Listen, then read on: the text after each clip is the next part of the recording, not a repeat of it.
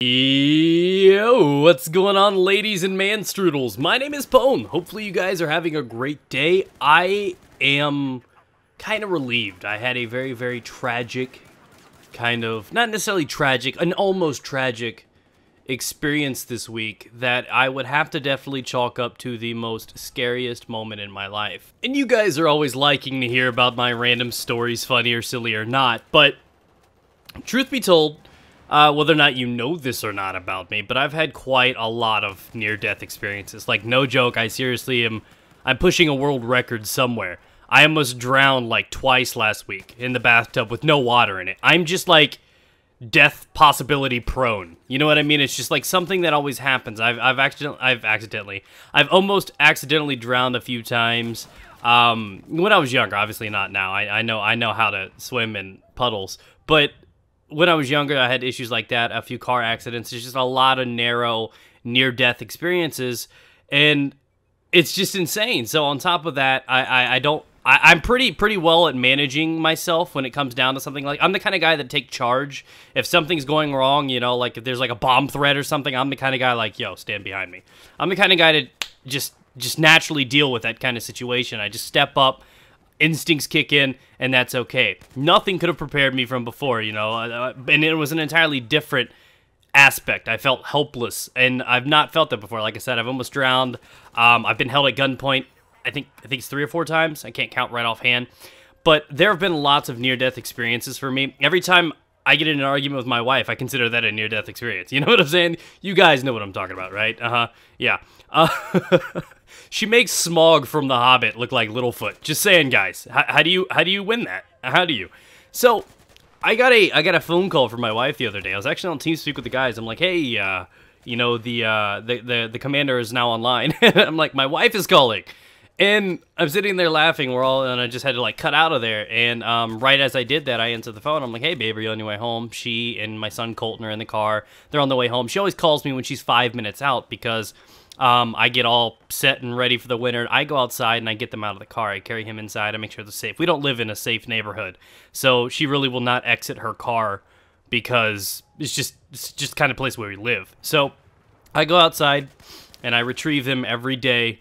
So I PTFO in IRL, just how I do it. You know, I take care of them every way I can. I want to make sure they're safe and everything. I'm a very protective father and husband, and she's just answering. She's talking to me on the phone, and she's not actually like on the phone while driving. She has it on the dash or on the console in the middle. It's an OtterBox. It's really good. It sticks to the whatever rubber or leather or whatever that's in the damn car. So she generally just lets it sit there, and she talks on speakerphone. We can hear each other just fine. And I've been in a couple car accidents myself, partially why I don't drive. I've got anxiety about them. I have a natural unweird fear about them. I can be in the passenger seat, but I don't like driving. Even though I trust my own driving, it's really weird, but that's another topic. But we're talking to each other, and then all of a sudden, I just hear this loud-ass noise, this big bang from the other side of the phone, and I instantly stopped. Everything stopped.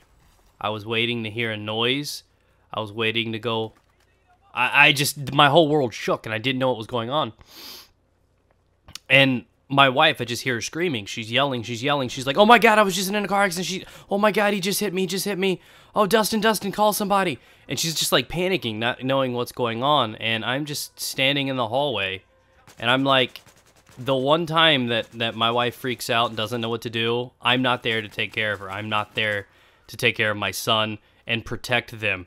And I felt helpless. That was probably the scariest moment of my life, hearing it on the phone, hearing the actual accident happen, and not being there for them. That was probably one of the roughest things I've ever had to do. And if you're not a father, you don't understand. Imagine if you're a big-time gamer nerd, and what if your KD ratio was stuck in the car? You know what I mean? How would you feel? So, like, I'm sitting here panicking, and I'm like, what's going on? So I was starting to take charge. She's like, call my mom, have her, because her mom works at the school too. They do extended care where they watch kids after school. I used to call it latchkey, if you guys know what it is, but it's after school's out, and, you know, adults pay to have their kids watch for an extra couple hours. So they both left there. I called her mom. Couldn't get a hold of her, called her brother, couldn't get a hold of him. I had to call my mom, and it was just like all this crazy hassle to try to get out there. Turns out, Throughout all the panic and her freaking out and me feeling helpless, not able to save or help or protect my family, it hit me with this realization that life is too short. You never know what could happen. I could have lost my entire family right there. Everything I do and work for could have been lost in that one moment. And I could have been there to witness it, the whole thing, the horror, the tragedy. And I was so grateful that they were alive, that they were taken care of, that they were happy. And he slept through the whole thing. Yeah, no shit, no lie. She's freaking out, she's panicking, she's losing her shit. Phone goes flying, things are nuts. I can hear her screaming and yelling. About 10 seconds in, she registers, and it registers. Her own panic subsides, and all of a sudden, she's like, Colton, Colton, Colton, which is my son's name. She freaks out and she dives in the back seat, like, literally just like, oh, jumps in the back seat. And I can hear all of this going on, and I'm just sitting there, like, trying to picture. I'm listening very, very well, trying to understand what's going on. I'm like, are you okay? Are you okay? Is he okay? She's checking, yes, everything's okay. And then she's like, he's still asleep. And I'm like, are you sure he's asleep? And like, yeah, he's asleep.